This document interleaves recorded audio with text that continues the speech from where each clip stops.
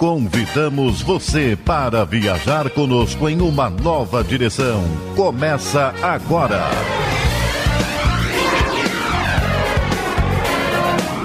Novos rumos. Ligue e participe.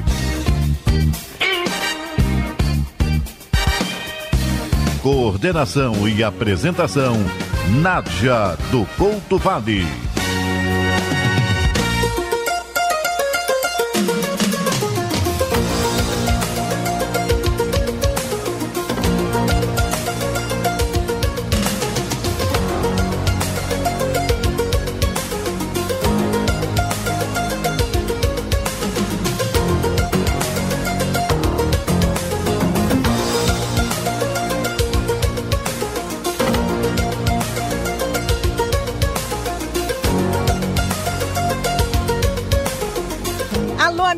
Estamos entrando no ar para mais uma edição do seu programa de informação, cultura e prestação de serviços Novos Rumos, pela Rádio Rio de Janeiro, a emissora da Fraternidade, operando em 1400 AM, a sua emissora da Fraternidade. O programa Novos Rumos sempre traz um tema interessante, especial e sempre com um especialista no assunto.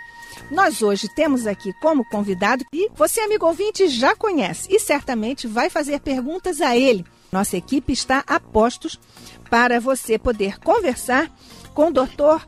Arleir Belliene, psicólogo, expositor espírita, que mais uma vez vem aqui ao Novos Rumos para conversar conosco sobre este instigante, fascinante mundo da nossa intimidade.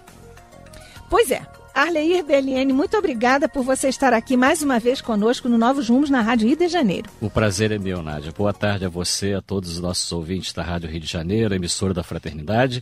E eu fico muito feliz pelo teu convite, estar de novo aqui podendo conversar com esses amigos. Nós também. Amigo ouvinte, você tem emoções, tem sentimentos? O nosso rei Roberto Carlos sempre diz que são tantas emoções, não é isso? E é exatamente sobre emoções que nós vamos conversar com o nosso amigo aqui no Novos Rumos, nosso amigo pessoal, muito obrigada. Obrigado. Arleir Belliene. Arleir, o que é emoção? Nádia, emoção é isso que eu sinto quando encontro você. Tá bom, é verdade. Recíproco. Emoção é o que nós sentimos quando entramos em contato com o nosso público, né? Quer dizer, toda manifestação dos nossos sentimentos, elas são emoções, né? Então, às vezes, a gente faz uma confusão danada, que a gente fala assim, fulano está muito emocionado. Emocionado nós estamos sempre. Por quê? Nós estamos constantemente manifestando o que nós realmente somos. Então, entendemos que a nossa digital, a nossa carteira de identidade, é a manifestação das nossas emoções. A dificuldade que nós encontramos é em nós mesmos nos identificarmos com a nossa digital. E às vezes, porque, voltando, como cada um tem a sua digital, então por aí o conflito das emoções. Então você não compreende as minhas emoções, por que eu posso sentir aquilo naquele nível se você não consegue sentir naquela mesma escala? E aí começam os conflitos realmente de relacionamentos. Também entendemos que é uma das vertentes. Pois é, não é, Arleir? Às vezes não é nem uma questão de escala, às vezes é uma questão de ritmo. Porque um sente uma emoção em um momento, o outro não sente. E depois que quase está acabando ou acabada já a emoção desse primeiro, é que o outro vem a sentir. Isso às vezes acontece muito com o namoro, né? Pois é. Então eu digo que a questão é que diante de um mesmo estímulo, pessoas sentem respondem de forma diferente. Por quê? O emocional está ligado à vivência de cada um, à experiência de cada um, à experiência íntima de cada um. E não a experiência externa, aquela que nós queremos que os outros vejam, que essa é a experiência egóica, né? Então eu posso fazer para você um tipo e você até acreditar, né? Mas quando eu manifesto as minhas emoções dentro daquele padrão de comportamento, é que você vai identificar de fato o se meu é interior, verdadeiro, se é verdadeiro ou não. Aquele Isso. tipo de emoção. Exatamente. E é isso que a gente procura ajudar as pessoas na clínica a começarem a se compreenderem, né? Porque antes de compreender o outro, eu preciso me compreender diante daquela situação onde naturalmente eu não agi adequadamente. ou de acordo com o consenso, ou de acordo com o núcleo em que eu realmente vivo, ou de acordo com os meus conceitos ou os princípios. Então, é isso. Quando você disse a princípio, é muito complexo e fascinante o assunto, porque nós não podemos fazer julgamentos e nem diagnosticar as emoções ou a qualidade das emoções se não conhecermos o núcleo em que aquela pessoa vive, né? Quer dizer, a cultura que ela vive, a linguagem, o discurso, a raça, enfim, porque cada um é criado dentro do núcleo e constrói a sua personalidade ali e manifesta de acordo com o contexto, né? Você diria que certas emoções são mais características de um grupo social ou mesmo de um povo? Eu diria que sim, apesar de todos nós sermos espíritos imortais, né? Como isso aí, nós não acreditamos nisso, nós temos a certeza. Certeza disso, é. Então, apesar disso, nós podemos entender que porque aquele grupo reencarnou naquele contexto, naquela cultura, então ele necessita de vivenciar aquele tipo de emoção, para que ele possa, então, certamente, de acordo com a sua ficha kármica, que nós não temos acesso, né, a vivenciar os seus equívocos do passado e ir se melhorando como ser espiritual ao longo da caminhada. Então, não tenho dúvida, a gente que conhece alguns cantinhos do mundo, nós fazemos muito laboratório, porque eu adoro ficar sentado assim quando estou em viagem, num cafezinho, e vendo a vida passar e observando aquelas pessoas ali, não de uma forma ostensiva, mas de uma forma muito natural. Os costumes, os hábitos, apesar da globalização, nós vemos que as pessoas estão se vestindo, se trajando exteriormente igual em todo o mundo, mas internamente nós observamos que o comportamento é diferente, é de acordo com o contexto de cada um. E você observa, Nádia, é tão interessante que as próprias cidades acabam adquirindo suas próprias identidades, vivendo as emoções conforme aquelas pessoas ali externam. Então, é de fato um tema muito, muito vasto, né? Mas eu procuro até me prender mais hoje, que eu creio que o amigo ouvinte também está interessado, é na questão íntima nossa. Como é que nós estamos vivendo as nossas emoções diante do contexto que nós estamos hoje nele, que reencarnamos nesse contexto, nessa família, eu tenho esse parceiro, essa parceira, esse filho, essa filha, esse pai, essa mãe. É esse contexto que é importante, esse autoexame, para nós avaliarmos, porque a princípio ninguém compreende a gente, né? Ninguém compreende as nossas emoções, mas os outros não têm que entender a gente. A proposta, entendo eu, do ser encarnado ou da atual encarnação, ou de qualquer que seja a encarnação, é nós exteriorizarmos essas emoções para que possamos nos identificar, para saber a que contas estamos dos nossos sentimentos. Dos nossos sentimentos. Claro, porque eu entendo, Nádia, que nós estamos aqui encarnados para trabalhar os nossos sentimentos e não outras coisas. Senão seríamos animais que trabalham os instintos, não é verdade? Exatamente. Então o reino mineral, a vibração, o vegetal, a sensibilidade ou as sensações, o mineral, os instintos, e o hominal, os sentimentos. Então, o animal, os instintos. O animal, os instintos. O hominal. Aliás, eu já estava aqui com esta perguntinha pronta para você. Arleir, animais têm emoções? Eu entendo que tem emoções, como até Kardec disse que os animais têm um certo grau de mediunidade, né? Então, para que tenha essa percepção, tem que ter emoção. Mas não é emoção da forma que manifesta pelo ser humano. Eu posso entender até, Nádia, que pode ser uma evolução disso tudo. Você vê que a gente até escreveu um artigo, né, falando sobre... Na revista Cultura Espírita, do Instituto de Cultura Espírita do Brasil. Que bom, o artigo intitula-se Emoções, que eu até havia colocado, não sei se você se lembra, lá no início logo do artigo, eu cito que Darwin, né, com a teoria da evolução, ele já propunha estudar a emoção dos animais para compreender a emoção dos homens. Quer dizer, partia-se de alguma forma, né?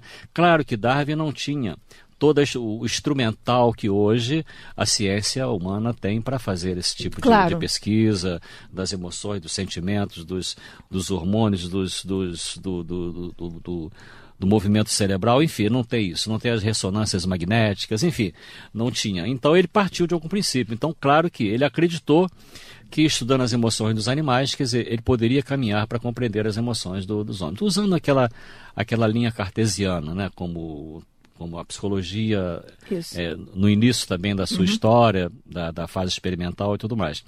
Então, eu acredito sim que os animais, eles têm, porque os animais, você sabe, eles são inteligentes, né? Quer dizer, eles escolhem seus próprios donos, eles se defendem, quer dizer, o animal é o animal, ele tem sempre o instinto, né? Mas é o instinto que eu entendo que já está em fase de aqueles mais domésticos, como diz mesmo a doutrina espírita, né?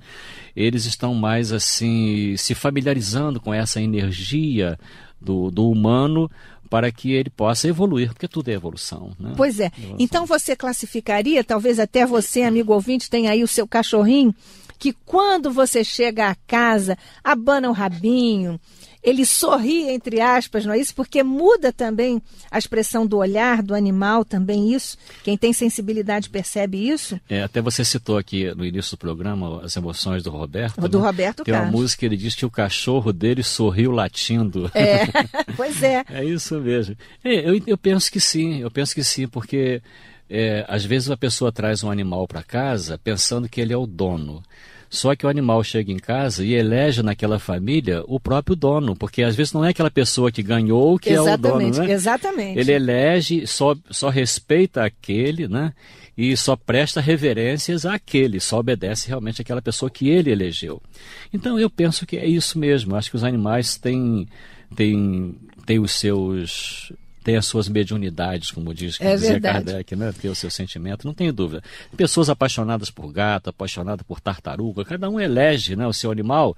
E claro que na psicologia, Nádia, nós faríamos aí um passeio por essas eleições. Até porque existe um desdobramento da área da psicologia animal, não é isso? Sim, perfeito. Existem psicólogos de animais que treinam os animais para fazer filmes, novelas, isso. Fazem adestramento. Olha, eu tenho uma experiência particular com isso. Já há alguns anos atrás, minha filha que hoje já me deu um neto, né? Ela ainda era jovem, estava com 14 anos, então o namoradinho dela deu para ela um filhote de uma determinada raça de cão. E a cadela foi crescendo, era única ali, ela era a princesa da dona. E ela havia me elegido como dona, é interessante isso, né? Aí mais tarde, como ela era muito, muito dócil, e nós tivemos assim alguns problemas lá nos arredores, morávamos em casa, então eu consegui uma outra cadela que também era de uma outra raça, né? Que poderia ser mais guarda. Só que na chegada dessa pequenininha, a outra entrou em depressão. Você acredita no negócio desse? Grande? Nádia? A grande. Aí, Nádia, o que eu fiz? Eu falei, isso não é possível, não vou deixar a cadela em depressão. Claro. Aí eu comprei logo na casa do psicólogo. Você vê? Eu comprei vários livros de psicologia canina mesmo. Eu estudei aquilo tudo e eu consegui fazer as pazes das duas. e foi ótimo. Você sabe que demorou um pouco, né? Mas daí a pouco dava muita alegria de ver as duas deitadinhas assim, uma aconchegando, brincando com a outra. Adotou de fato a outra. Foi um trabalho bastante sério. Mas eu acho muito, muito significativo, porque quando eu falei para você que daria assim um campo de estudo muito grande, porque muitas pessoas fazem as suas transferências para os animais, né? Então, ela prefere viver com os animais do que viver com o ser humano. Tem lá as suas razões, é óbvio que nós não podemos aprovar isso, né? Porque nós entendemos que nós estamos aqui para viver como pessoas. A lei de sociedade, né? Sem dúvida nenhuma. Mas nós vemos até na literatura espírita, ícones da literatura espírita que viviam com seus animaizinhos. Quer dizer, o próprio Chico tinha lá o bibrinquinho que deitava em cima do peito dele para curar, tirar as dores da angina.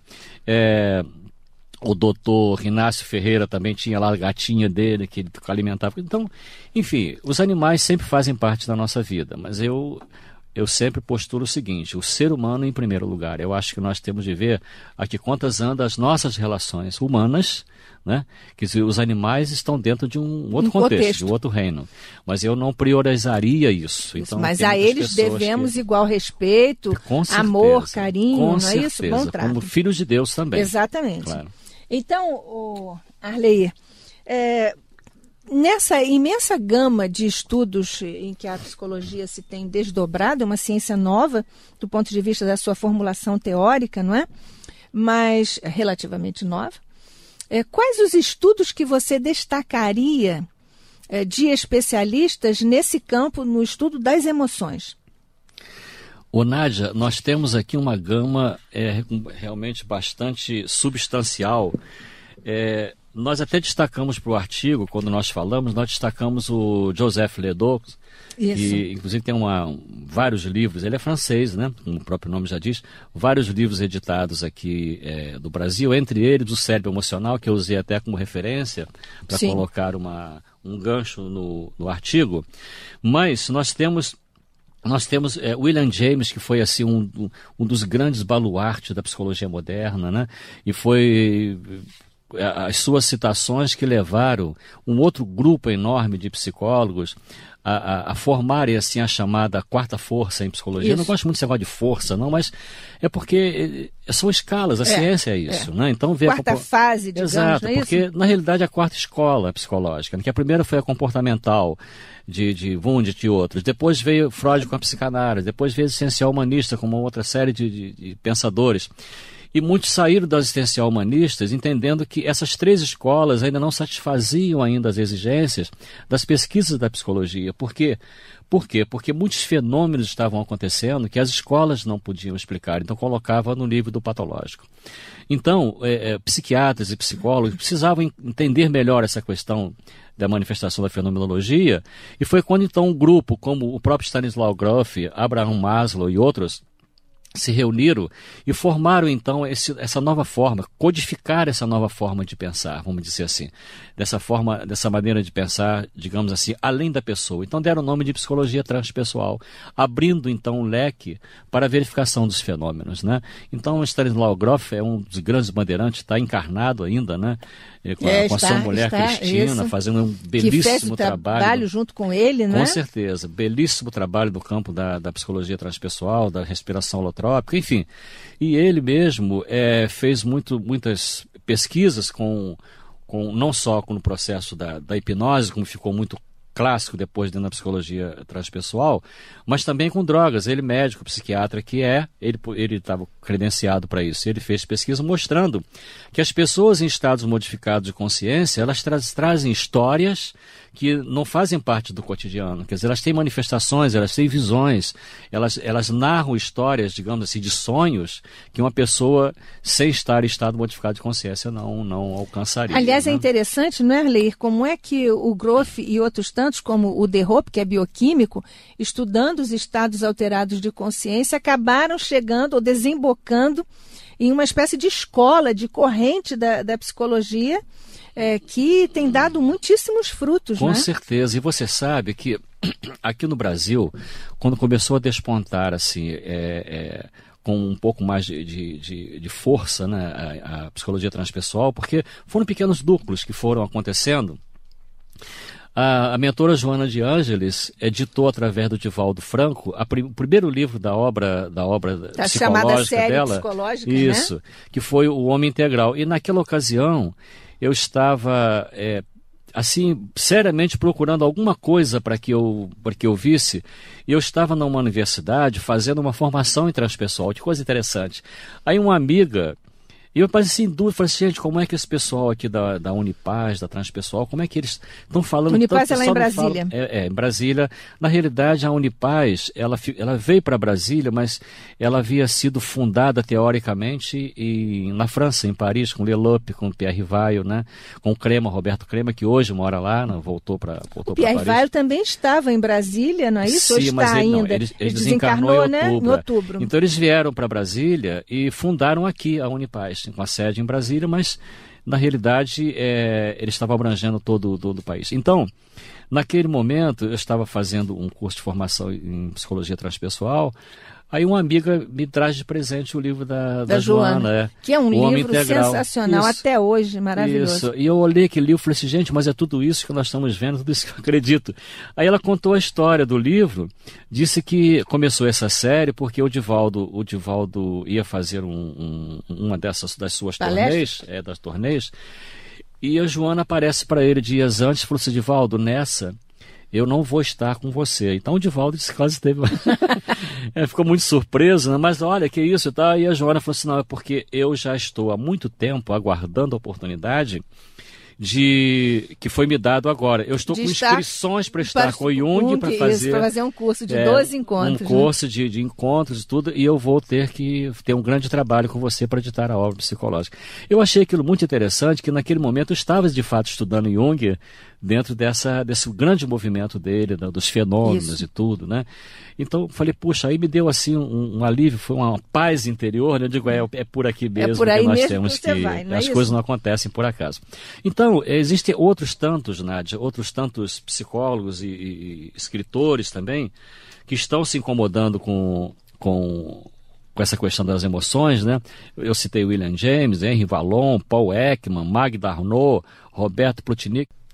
Mas existe então, Arleir, qual a relação que existe entre emoção e saúde, emoção e doença? Pois é, eu até digo que a emoção, Nádia, é a forma com que você manifesta o que você está sentindo. Então, se você está doente, você manifesta a emoção da sua doença.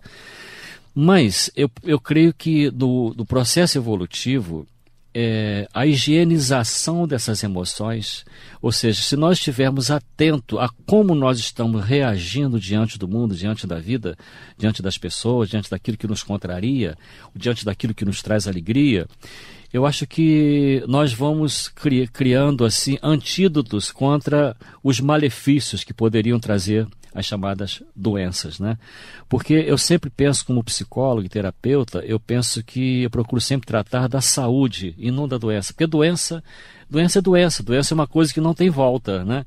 Então, enquanto nós temos saúde, é da saúde que nós estamos tratando. Então, se tratar da nossa saúde mental, como o ser espiritual é o modelo organizador biológico do corpo, eu penso que às vezes nós nos preocupamos em nos tratar de fora para dentro. Sentir uma dor, vou tomar um analgésico.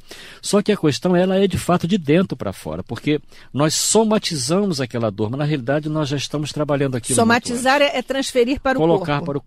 Colocar para o corpo. Então, às vezes a pessoa está com a raiva, né? Até eu li recentemente uma referência disso.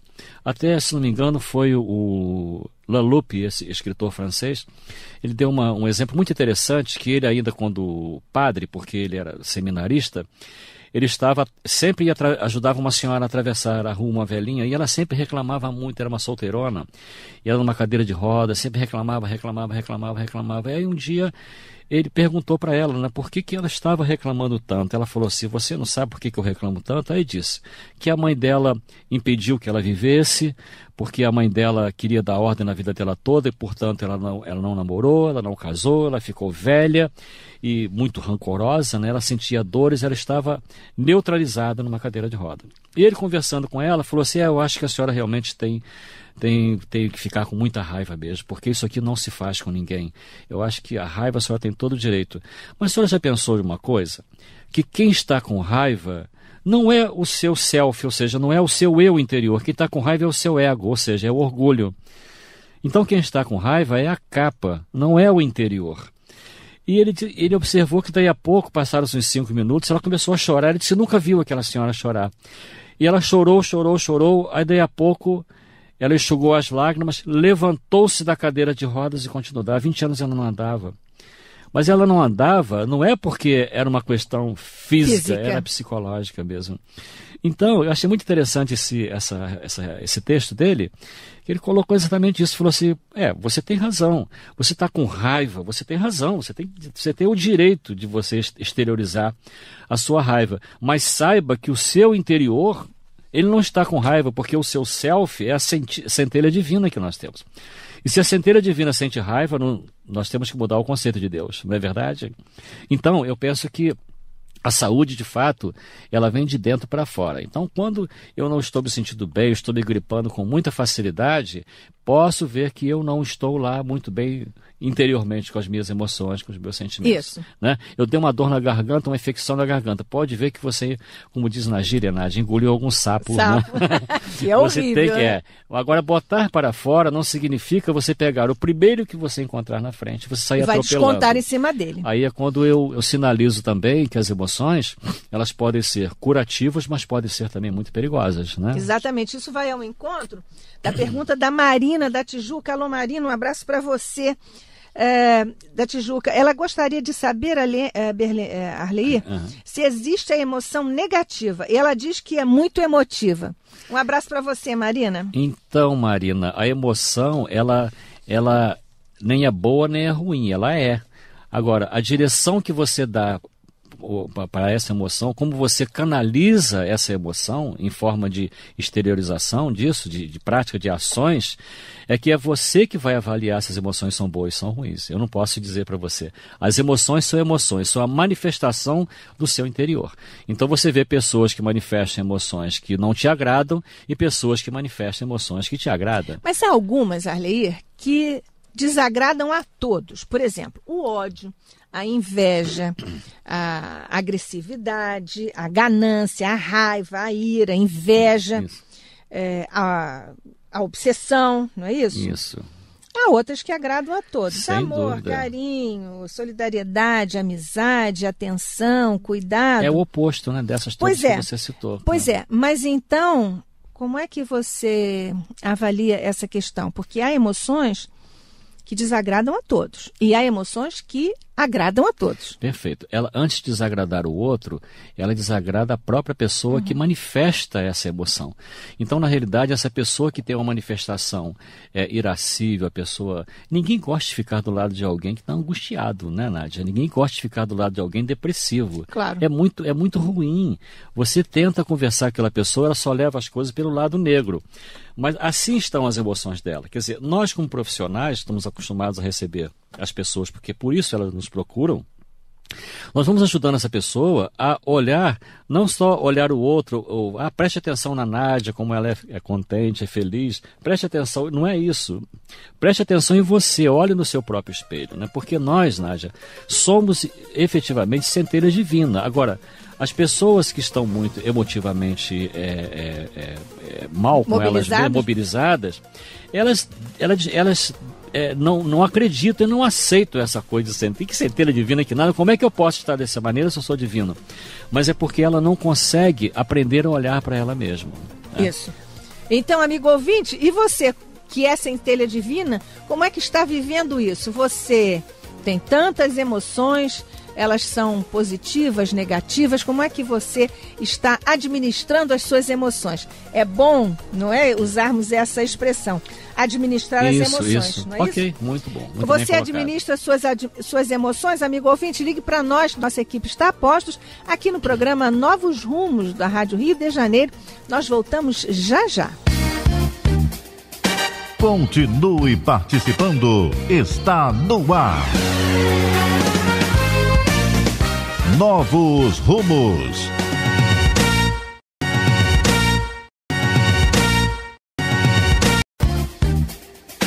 Voltamos a apresentar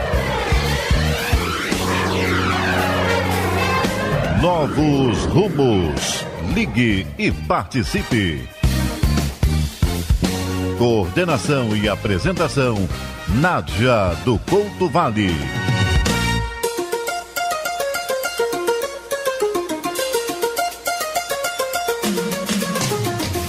Amigo ouvinte, estamos de volta do nosso breve intervalo aqui no programa Novos Rumos de Informação, Cultura e Prestação de Serviços pela Rádio Rio de Janeiro, a emissora da Fraternidade. Estamos hoje aqui com muita alegria recebendo aqui no estúdio, que é uma alegria redobrada, o nosso convidado especial e especialista de hoje falando sobre emoções, o nosso psicólogo e expositor espírita Arleir Belliene. Arleir, então, diga. Continuando essa nossa conversa, você nos fala... Pinga-fogo, né? Tá parecendo pinga-fogo. Pois é. Você nos fala de higiene emocional. O que é isso? Então, Nádia, quando a nossa casa está suja, a gente se sente mal quando entra, né? Algumas pessoas não gostam de viver na sujeira. E tem mesmo gente que gosta, se habitua tanto a viver na sujeira que ela não sabe que aquilo ali está sujo.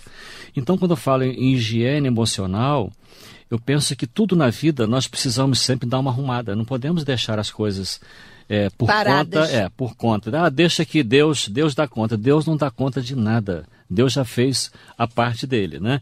Então eu acho que higiene emocional, se nós estivermos atentos à manifestação dos nossos pensamentos, dos nossos sentimentos, e ele estiver coerente com o núcleo social, com o grupo religioso que você vivencia, com o seu colega de escola, com o seu parceiro, com a sua parceira, com o núcleo familiar, se você estiver em paz, a sua manifestação, as suas emoções, certamente elas estão administradas, vamos dizer assim.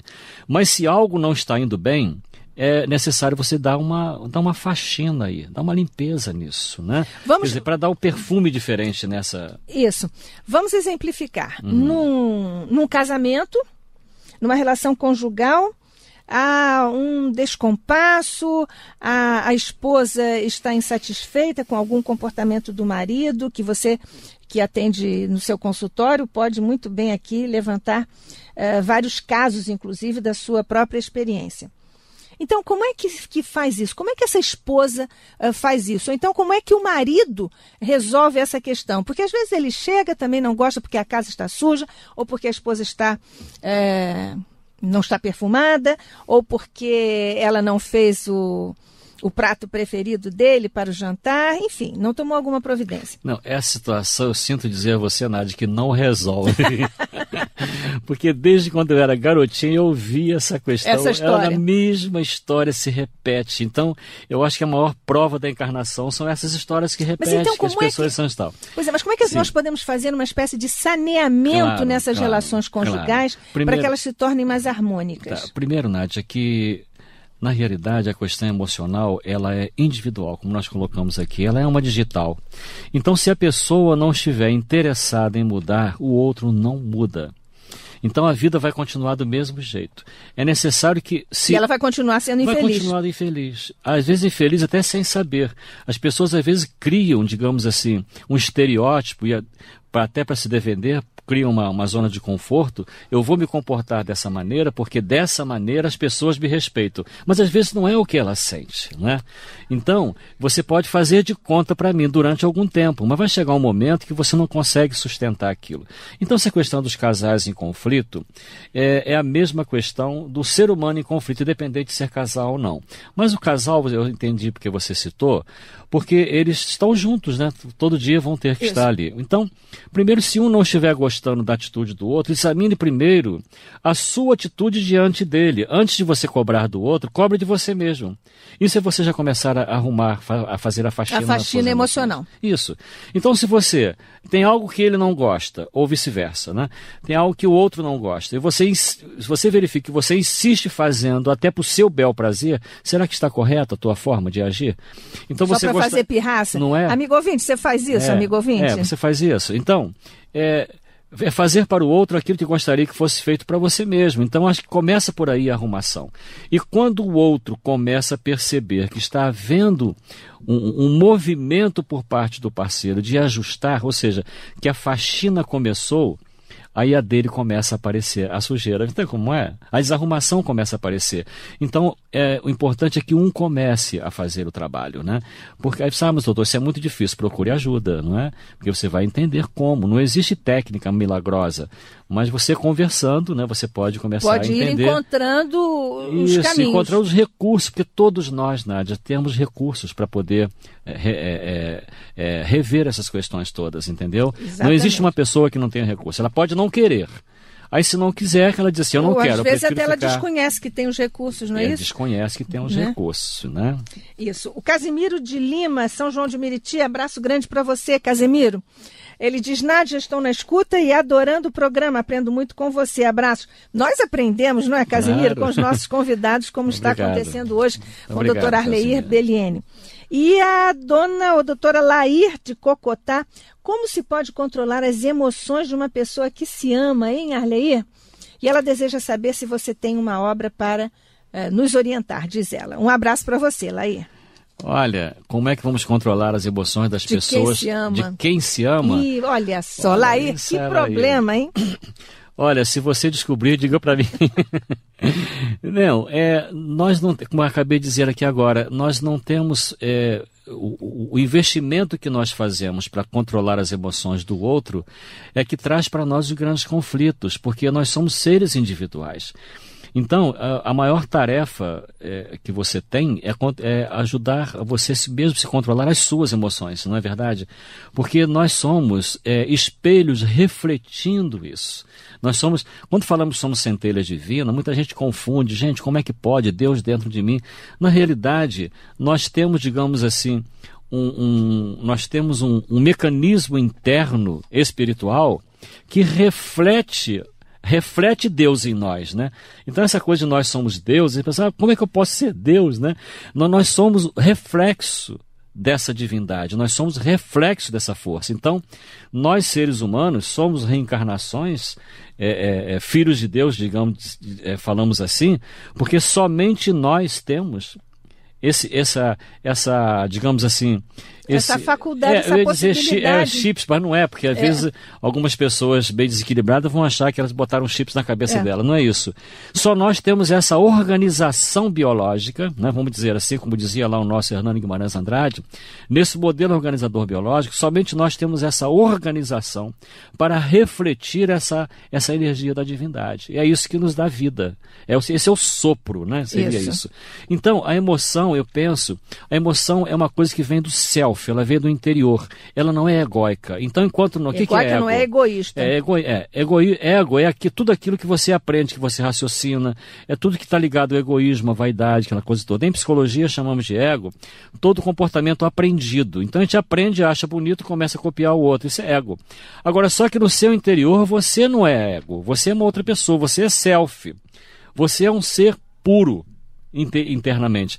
Então essa pureza que ela, muitas das vezes, ela é até pervertida, até pelo ego, né? Porque então a pessoa entra em conflito. Então a questão da emoção, eu defendo que você, trabalhando no seu interior, fazendo essa limpezinha interna, não exija muito de você, não. Dá uma arrumadinha só, né? Que o outro já vai notar. Devagarinho. Começa a arrumar, não tenha pressa, não tenha pressa. Nós estamos aqui reencarnados para arrumar isso. Isso.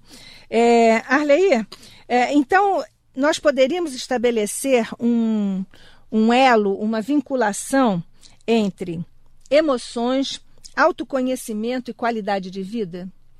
Repete, pelo que por favor, você nos Nádia. diz. Repete, nós podemos estabelecer uma relação entre emoções, autoconhecimento e qualidade de vida? Me parece que você está trabalhando nessa direção. Total. A relação ela é perfeita. Porque tudo tem o princípio. Você não pode ter qualidade de vida se você está mal emocionalmente, não é verdade? Você não pode ter boa qualidade de vida se os seus sentimentos estão sempre atropelando, se os seus pensamentos estão sempre em conflito com os outros, né? Você não pode ter qualidade de vida, porque eu não entendo uma pessoa que possa ter uma boa qualidade de vida atrapalhando a vida da outra, não é verdade? Uhum. Então, é preciso que haja aqui equidade, né? Então a gente entende, Nádia, que quando você trabalha você está pronta para o mundo, né? Está pronto para o relacionamento interpessoal, seja ele afetivo de todas as partes, porque o afeto, quer dizer, a fonte é uma só. A canalização é que nós vamos dar. Então, quando nós canalizamos a nossa energia, as nossas emoções para o namoro, para o afeto e tal, nós estamos fazendo o quê? Nós estamos colocando a nossa energia, digamos assim, a nossa energia da sexualidade, né? Quer dizer, nós estamos olhando para aquela pessoa de uma forma diferenciada, não como você olha para o outro amigo, mas ali isso tudo faz parte do contexto humano, e é uma escolha que você faz também. Você escolhe seu parceiro.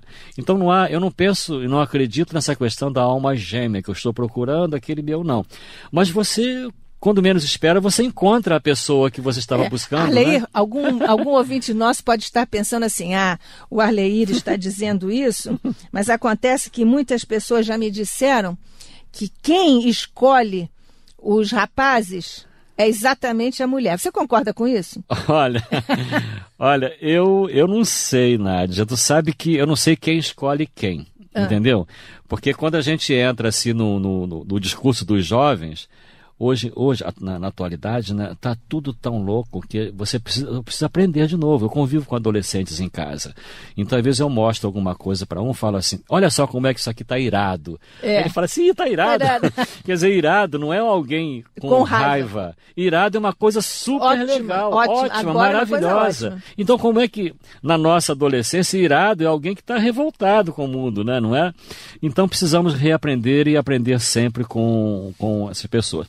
Tem um ouvinte, Nádia, que pede aqui aconselhamento Isso, é o Luiz da Ilha. Um abraço para você, Luiz. Luiz, eu não tenho aqui agora... esses que eu citei para você que falam das emoções, eu recomendo porque são teóricos, são psicólogos. Agora, eu recomendo também, se você está aqui em sintonia conosco na Rádio Rio de Janeiro, você pode pegar essa obra da Joana de Ângeles, que toda essa coleção dela espiritual, psicológica, são 10 livros, né, Nádia? São 10 livros. Você vai ter aqui uma riqueza enorme, imensa um tesouro de isso, né? Um tesouro. Essa obra é um tesouro. Então você vai ter uma excelente leitura você lendo esses livros da Joana de Ângeles e adquira a revista que você tem aqui, uma biografia enorme aqui também, né, Nádia? Exatamente. A gente vai ter aqui os companheiros da... Isso, um abraço para você, Luiz, outra vez. Arleir, como é que você e a psicologia veem as emoções delicadas que são suscitadas por manifestações, mas que depois a pessoa descobre que são um fingimento? Por exemplo, uma pessoa é hipócrita, ou ela é traidora, ela é fingida. Mas justamente por isso, quando ela encontra outra, ela dá demonstrações fingidas de que gosta da outra, de que tem apreço pela outra e tal. Mas, no fundo, isso não é verdade. No início, a outra acredita e experimenta sensações benfazejas, delicadas, positivas. E quando ela descobre como é que se dá esse momento e como é que se administra esse momento? Bem, quem que administra? Quem o próprio, recebe o tratamento o que foi, quem dá o tratamento? O que foi vítima desse fingimento, digamos. Naturalmente você está fazendo essa pergunta baseada em algum caso real que você conhece. Pois mas, Nádia, existem muitos casos reais, assim, muitos casos reais. Eu acho que a pessoa que está fazendo de conta, primeiro ela está fazendo mal a ela mesma, né? Porque ela está enganando de fato, primeiro a ela e depois a pessoa a quem ela está se fazendo de conta que ela é.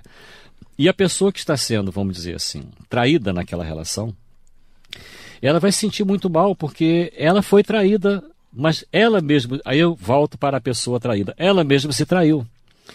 Porque ela confiou no outro. Você diz, mas não devo confiar? Devemos confiar sempre. Mas uma coisa que eu procuro prestar sempre atenção é no chamado crivo da razão socratiano, né? Quer dizer, quando a pessoa traz alguma coisa para mim, eu pergunto, aquilo vai ser bom para mim? Vai ser bom para a pessoa que está trazendo? Ou vai ser boa para alguém a quem nós estamos nos referindo? Se for, tudo bem, tem sentido. Mas se não for, aquilo ali é inócuo, nem começa. Mas como nós temos que ouvir, é melhor ter ouvidos, né? Isso. É melhor ouvir do que não ter ouvidos. Então nós ouvimos, mas já entendemos internamente que não devemos considerar algumas coisas que não estão têm ali sentido, sendo colocadas, que não passam no crivo. Então, isso aí, Nádia, está acontecendo agora, enquanto nós estamos aqui conversando, nossos ouvintes têm N casos para ilustrar. Agora, o comportamento, eu penso o seguinte, o que nós aprendemos não só com a teoria psicológica, mas também com o maior psicólogo que é Jesus. No Evangelho, é nos perdoarmos, né, por termos sido envolvidos por isso, não tivemos percepção para entender, né, e perdoar a pessoa, eu penso que é o melhor caminho, e se puder ajudar essa pessoa, ótimo, porque ela está enferma, né, porque é uma pessoa que sustenta essa falsidade. A falsidade, porque a mentira, Nádia, é muito difícil de ser sustentada. Ela é sustentada durante algum tempo, mas não dura muito tempo. Havia até um presidente dos Estados Unidos, acho que era Abraham Lincoln, que dizia que você pode enganar alguém durante algum tempo, mas não pode enganar a todo o povo durante todo o Winston tempo. Churchill disse isso. Winston Churchill, então obrigado. Primeiro-ministro da Inglaterra, à época da Segunda Guerra. O Lincoln lá, me perdoa, o Lincoln disse outra coisa. Então, é isso, você não consegue enganar todo mundo. Disse o Lincoln, por exemplo, disse uma coisa linda sobre as emoções, que me ocorre agora, já que você lembrou o Abraham Lincoln, né, o presidente dos Estados Unidos. Ele disse que ele fazia o bem porque ele gostava, porque ele era egoísta e gostava muito de dormir bem. E se ele não fizesse o bem, ele ia ficar com um problema de consciência e aí não ia dormir bem. Que simplicidade. Que não é, né? que é uma Verdade. coisa fantástica. Que simplicidade, Ele né? disse isso quando ele estava andando certa noite na diligência, né? Tinha o cocheiro e estava caindo um dilúvio, um temporal. Ele, de repente, pediu ao cocheiro que parasse, saltou embaixo daquele temporal e foi soltar um bicho, um animal que tinha ficado presa, na cerca, no arame. E quando ele voltou, ensopado, o cocheiro disse assim para ele: mas, presidente, como o senhor é generoso? E ele disse: não, eu não sou generoso, eu sou egoísta. É porque eu hoje pretendo dormir muito bem. Se eu não fizesse isso, eu não ia dormir. Tá aí, querido ouvinte, uma ótima receita, né? Para você dormir bem, faça o bem. O bem. É isso mesmo. A Jaqueline Jacarepaguá, um abraço para você. Ela diz: estou na escuta, Arleir, e adorando o programa. Abraços. Nós agradecemos. Obrigado, e retribuímos. Claro, não é isso, querida? Obrigado. Continue conosco. A Regina de Jacarepaguá nasce violenta. Hoje, aos 80 anos, aprendi com o Espiritismo que quando as coisas me contrariam, eu uso a obediência às leis de Deus. Um abraço para você e um beijo, Regina. Sabedoria chega, né? Aos 80 anos ela está... A sabedoria chega, é isso é? mesmo. Pois é, tem aqui uma ouvinte, a Eleonora de Paciência. Um abraço para você, seja bem-vinda ao programa e à Rádio Rio de Janeiro. Ela diz que é a primeira vez que escuta esse programa, está adorando. Olha, obrigado, Leonora. Muito obrigada, Eleonora. Todas as quintas-feiras, né, aqui, exatamente. Isso. Temos uma programação muito Nossa especial, Eleonora. Nádia. Fica conosco, tá bom? Okay. E eu beijo voltarei pra assim você. que for possível. Claro, nós prometemos. Claro. Então, vamos lá. É possível, então, Arleir, prevenir consequências de emoções negativas? É possível, sim. É possível prevenir no momento que você vai se conhecendo. É como se você tivesse um trajeto para você fazer. Um lado é perigoso, o outro lado é pantanoso, o outro lado não tem luz elétrica e o outro lado é uma via mais tranquila. Você precisa conhecer o seu próprio terreno para que você não possa entrar numa dessas encruzilhadas que fatalmente vai te trazer consequências. Isso não tenha dúvida, não tenha dúvida. Então, reforçando, eu creio que nós precisamos estar diuturnamente procurando nos conhecer. Não de uma forma paranoica, cada dia, a cada momento. Isso é evolução, porque nós só vivemos um dia de cada vez, Nádia, não é verdade? Então, enquanto nós vamos preocupar com o amanhã para ficar com medo do que pode acontecer, ou ficarmos arrependidos, nos culpando do passado, perdemos o dia de hoje. Exatamente, você acabou perdendo o dia de hoje. Então, o dia de hoje é que é o dia mais importante na nossa vida, porque estamos aqui. Então, eu preciso hoje fazer tudo aquilo que eu aprendi, cuidar das minhas emoções hoje, porque certamente amanhã elas estarão tão equilibradas quanto hoje ou mais. Agora, se hoje eu desequilibro, digo assim, eu vou dormir, vou tomar um porre, vou fazer qualquer coisa, porque amanhã estarei melhor no comprimido, você vai acordar pior do que quando você foi, porque você acorda ressaquido, cansado, frustrado, culpado e com a situação do mesmo tamanho, porque você não conseguiu resolver nada. Então, eu penso que é isso. Usei a metáfora do mapa, porque é muito interessante. A gente faz o nosso mapeamento interno. Então, eu preciso conhecer meus caminhos. Isso. Então, é assim, não é, amigo ouvinte? Se você tem raiva, este é um caminho ruim, obscuro. A raiva é um sinal que as coisas não estão indo bem. Claro. Se você descobre que você tem inveja, esse é um terreno pantanoso. Com certeza. Cuide para não enveredar para as situações de inveja. Isso. E assim por diante. E assim sucessivamente, até uma direção legal. Não Vou fazer isso, vou riscar aqui no papelzinho e botar essas coisinhas. Isso, pois é. Não é por esse caminho que eu quero ir. Caminho. Perfeito. Não é isso? Okay, você já descobriu os seus caminhos, amigo ouvinte? Descubra-os todos. Dr. Arleir Belliene nos deu aqui importantes dicas, orientações para nós administrarmos as nossas emoções. Arleir Belliene, quais são as suas palavras agora? Nós estamos encerrando, amigo ouvinte, o nosso programa. Muito obrigada novamente ao Luiz da Ilha, que é o nosso ouvinte querido, sempre nos liga. Um beijo para você, Luiz. E como é que você agora comenta ao final o programa? São muitas emoções. Nádia, eu adorei participar com você, como sempre eu gosto de vir aqui, entrar nesse debate. Você hoje fez um pinga-fogo comigo aqui. Fácil não. Foi? Mas como eu creio que as minhas emoções estão equilibradas... É que você aguenta as emoções. Facilitou. E o que eu tenho a dizer, Nádia, é que nós precisamos efetivamente viver as nossas emoções e ficarmos atentos à nossa manifestação, porque ela é materializada nos nossos pensamentos, nos nossos sentimentos, nas nossas ações, né? Então, para que nós possamos viver bem sadiamente, precisamos estar bem conosco mesmo. Fazer a faxina emocional. Isso, fazer higiene uma limpeza, emocional. Higiene emocional. Ecologia então, emocional. Isso, muita paz para todos vocês. Espero que nesse final de programa vocês fechem os olhos e façam um autoexame, mandem energia boa para a gente, né, que nós estamos precisando, todos precisamos. Isso.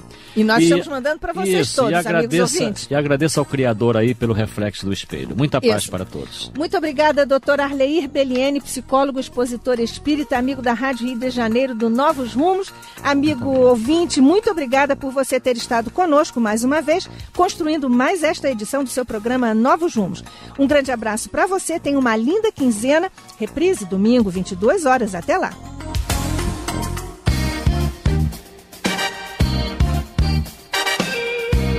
A Rádio Rio de Janeiro apresentou